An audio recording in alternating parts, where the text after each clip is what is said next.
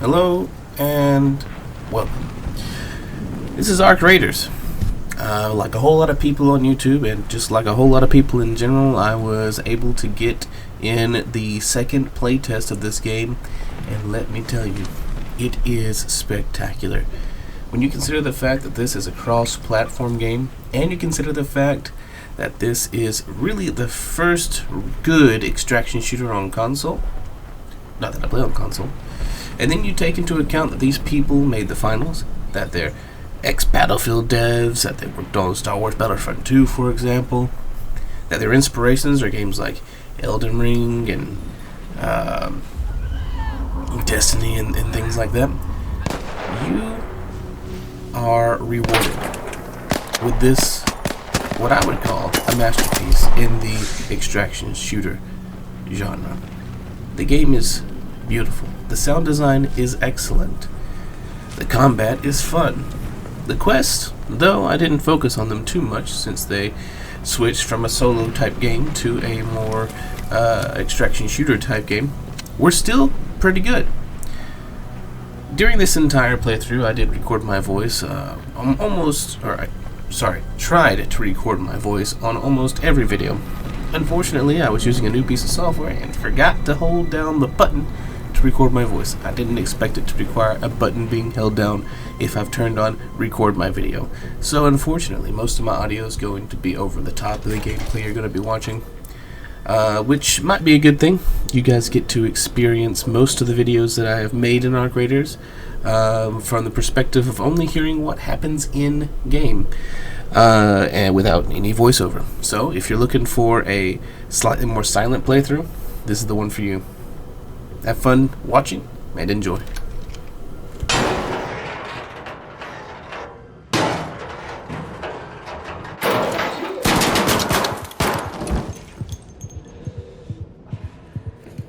Told you someone was prying the door. Look exactly quiet yourself. Jackpot. Bandages. No time to waste. Let's head back to Speranza. Hey, you are on camera. This elevator has been out of commission. Security to the slingshot in Sector G. We have a possible intruder in the tubes. Repeat, possible intruder. When the elevator stops, exit with your hands raised. I cannot let you in until you show your face. How'd you make it here by yourself? Who are you?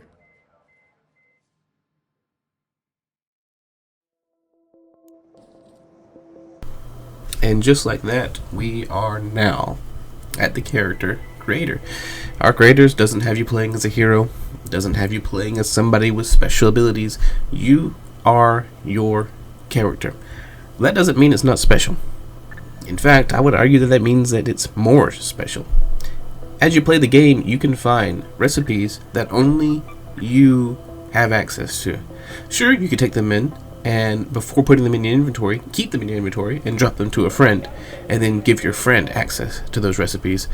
But if you're playing by yourself and you find a recipe in the game, only you are going to have access to the recipe, meaning that you have value in your team. You might know how to build a suppressor. You might know how to build a specific type of gun. For the anvil, for example, I had access to for a while, and my friends did not. Making my character and the things that I do on my own feel substantial to the team, even though I'm not some hero with a special ability to add to my team. There are still gadgets and things to use, like zip lines or healing items or different types of shields or defibrillators, things that you can build to make it feel like you have a special ability. But you truly, in this game, get to spec your gear the way you want to, and it's entirely based off of what you figure out or what you find in a raid. I thought it was a very cool thing. Here, I was talking through the entire process of creating my character, but as I said, I unfortunately didn't get any of that audio. So you're going to see me go through a bunch of different hairstyles. You're going to see me try and figure out what character I want to be. I've got brown hair in real life, so I wear brown hair, and I'm kind of approaching 30, so I went ahead and went with the older guy.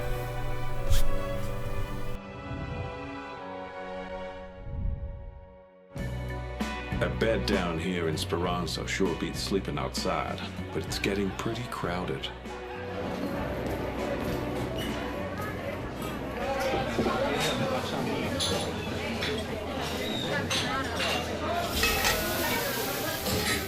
Up topside, clean hands don't get the work done. That's why I stay down here. Everything has a price, and it's always higher than you think. 1,358 days to make a beautiful... Raiders may not follow orders, but they'll follow a bounty if it's high enough. I wouldn't worry about other raiders that much. I would worry about Ark. Something's going on. A lot of people down here in Esperanza rely on raiders. I don't like it, but if you want to go back up, you catch a ride with the tubes on level 4. They'll take you all the way to Bird City.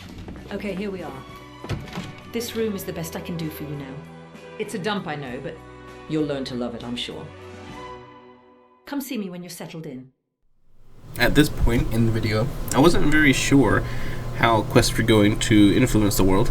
And they play a role, they can give you access to some cool stuff, but they're not super important. All freshened up? Look, if you're hoping to stay in Speranza, I'll need to know that you can handle yourself up there. I've been working on a new scanning tool that sends back data from the field. Try to do some recon around the topside, then report back to me. Let's see if you have what it takes. You can easily grab a scan from far away. I'd keep my distance for now. After that little quick introduction to the quest system and getting a type of direction handed to me by this NPC, I went through the video exploring the different menus and things. You can see there's different shops to buy stuff from. There's Celeste, which you don't get access to until you've progressed the story system a little more. Weapons dealers, clinical supplies, and that sort of thing. Essentially, if you make money, which is the white symbol in the top right corner there, you can use that money to buy these things. And I'm going to assume the more you level up, the more things you get access to. For example, right now I have access to the starter weapons, but later on, as I kept playing the game, I got access to many more weapons. I got access to a Renegade, for example, which was purchasable. And a Renegade is one of the better rifles in the game we had access to in this playtest. There might have been other ones we had access to, but the Renegade was one of the better ones. Most of the weapons you get here at the start are going to be white. In fact, I think all of them are going to be. And white weapons are the lowest tier weapon. The Rattler was not a weapon I was very fond of. It's like a semi-automatic assault rifle.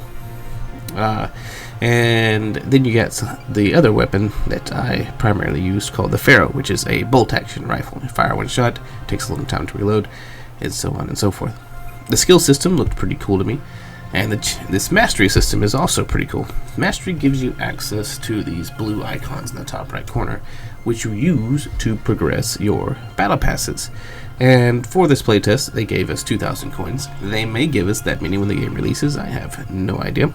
But I went ahead and got all 3 battle passes with my 2,000 coins, and as I played, I unlocked a few more things like skins and stuff. But I didn't really focus too much on the mastery challenges, though they are very cool, and I will probably focus on them more when the game releases. They're all mostly cosmetic things, but you also get access to like some weapons and gear if you level it up quite enough. Looking at the bottom of the battle passes tree, though, it only gives you access to like some blue weapons, and as I kept playing during the playtest, I found the recipes for those weapons anyway, and I was able to build them. The only thing that I really had trouble building was the gold weapon I got access to, and purple weapons. Purple weapons used advanced mechanics, and I have no idea how you get them to this day. But they're all very cool. You can see I took a Rattler and a Pharaoh in the future, I find out that just taking in one weapon is fine, or one big weapon and a pistol is fine. You don't want to slow yourself down too much. I also decided to wear the helmet for most of the start, because I kind of liked the aesthetic. But eventually I took the helmet off and started just playing with my character's face shown to the world, because I wanted to show off his hairstyle. I was really happy with the way my character looked by the end of the playtest. You'll guys see as I play, and more videos come out of me playing through the game. There are more maps in this. There's more than just one. On release, I've heard a rumor there's going to be 3 more maps, so a total of 6 maps, and then each map will have a night raid, and I'm sure there'll be other events that happen also.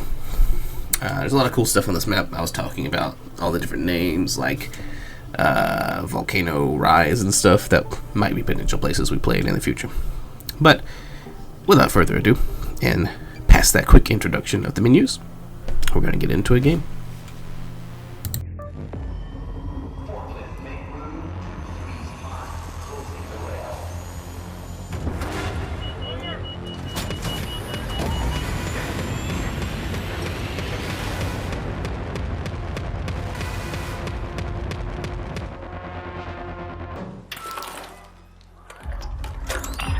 Arrive safely.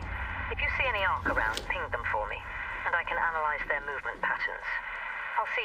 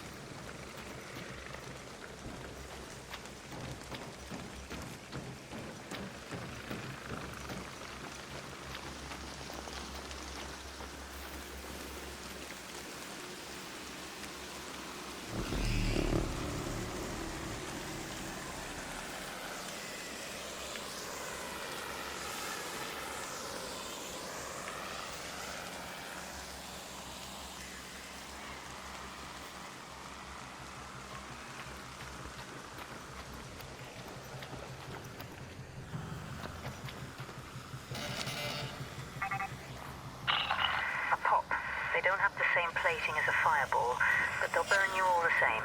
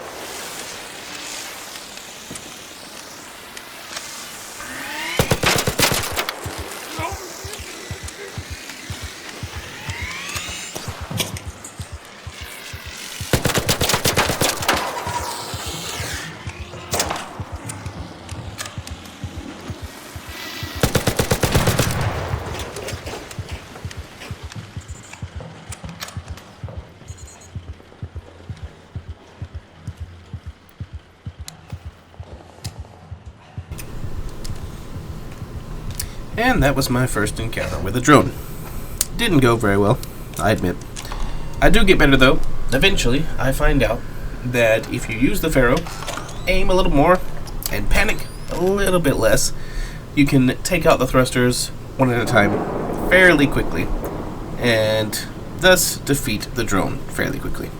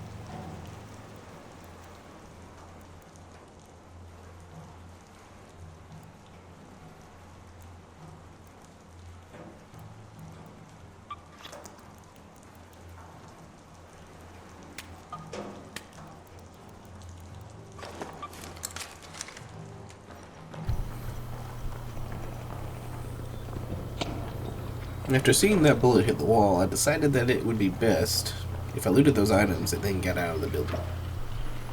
I made a lot of noise earlier, and so it was pretty possible that somebody knew I was in there.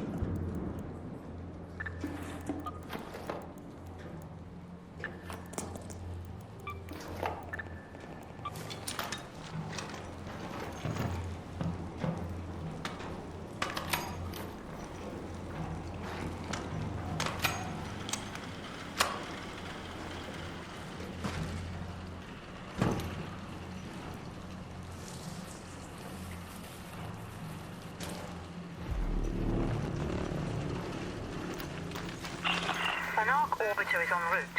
The safe window is closing. 10 minutes to get out of there. I repeat, 10 minutes.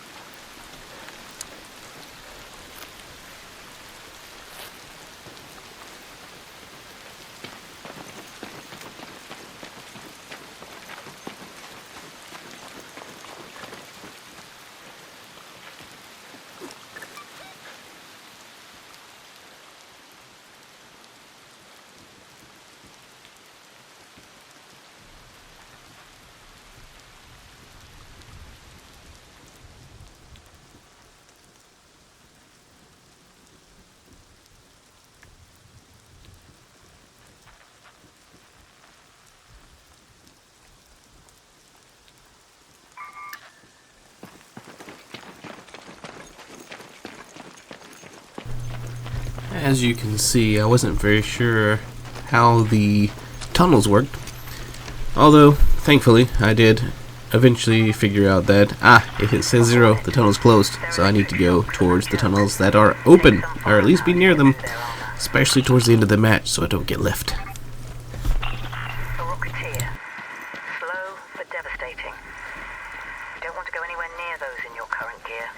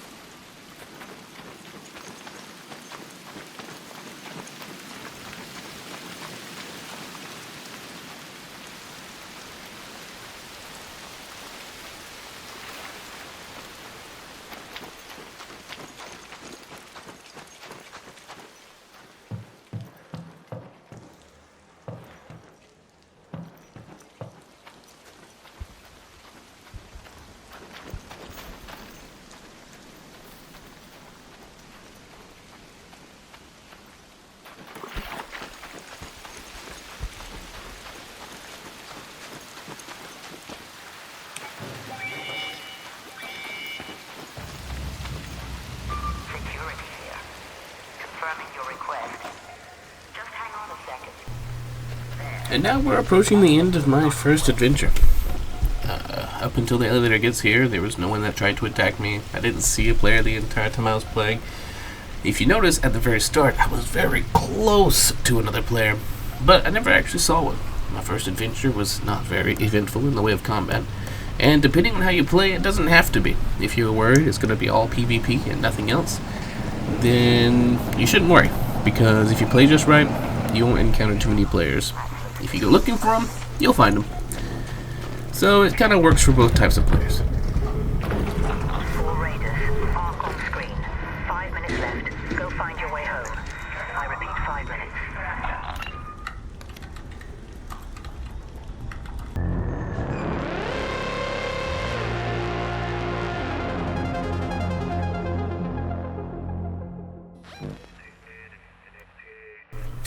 At the end of every match, you get to see where you were and any encounters that transpired while you were there. I thought this was a super cool feature. I had never played a game that showed you where you had gone or what you had looted or what you had fought. It's very, very cool to see when you have fought other players. I do think upon release, they should make it so you can see more details about the other players. Like maybe after Journey, it'll have like players fought, even though you can look at their name and see the weapons they're using, you can't see anything else about them. I would have liked to see my enemy's health, for example, after fighting them. But that's just a small thing. The game is pretty great otherwise.